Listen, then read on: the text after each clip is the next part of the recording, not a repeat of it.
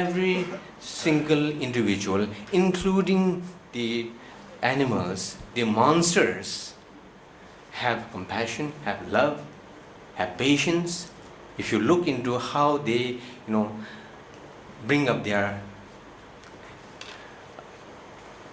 kids, then you can understand how much they can show love. Even a monster have, they have different kinds of all the positive attitudes. Now, being a human being who can understand the importance of these positive attitudes, who can learn and who can be trained in adopting these mechanisms to develop positive personalities, then this is the quality of being human being. And once you learn these mechanisms and techniques, then you can develop these positive attitudes. And these are what I think some of the efforts towards that direction. Once we have some kind of, at least to some extent, control on our negative attitude, at least to have some idea about controlling on our negative attitude and developing our positive attitude, that will make lots of difference in our life. Now, as I said earlier, on this very issue, scientists are paying attention. I'm just coming back from United States, attending a conference on neurology and Buddhist mental system. There are so many labs in prestigious universities in which neurologists, chemists, physicists and psychologists are involved in doing experimentation on human mind and brain. It is one of the very latest findings in the last few months that through meditation on compassion and mindfulness, a person can bring changes in the expression of genes. This is a very latest finding you cannot find in any of the science articles. So once we can bring changes in the expression of the genes, and once we can bring changes in the structure of neurons in our mind because of our meditation, then that can leave a very strong and very deep impact on the behavior of the person. So through spirituality, then comes the ethics.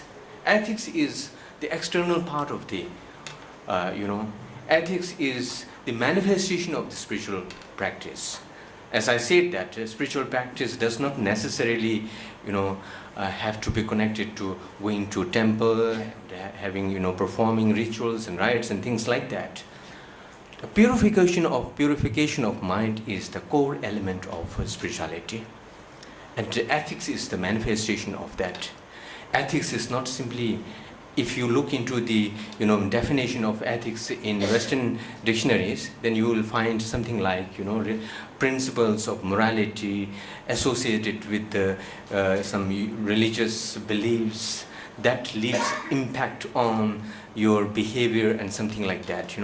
But according to Indian system in general, and particularly according to Buddhist tradition, we have Kai Shila, Vag Shila, Manasik Shila. We have ethics related to body, ethics related to speech, ethics related to mind. So the mental ethics is the most important. And then comes, after the mental ethics, then the more kind of gross manifestations are your corporal or bodily and spiritual speech ethics. So I think in management it is extremely important.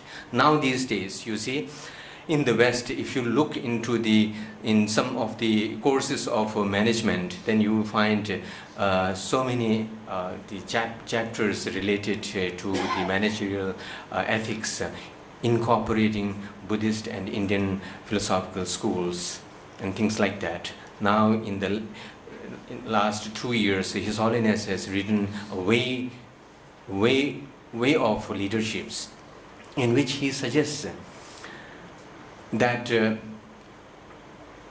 a leader does not necessarily have to be at a national level. The real leader starts from the family. The real leadership starts from within the classroom. The real leadership starts from within the small, community, down to earth, ground level, at the ground level. And from there, he suggests how a leader can develop an aptitude and approach which could be constructive, holistic. Let it be at the very village level, let it be at the country level, let it be at the global level. Leaders must have that kind of holistic and deeper attitude. When the 9/11 took place, then His Holiness the Dalai Lama wrote to George Bush, conveying his expressions and concern and solidarity.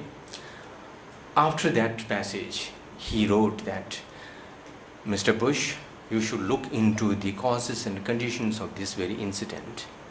Unless you address this very incident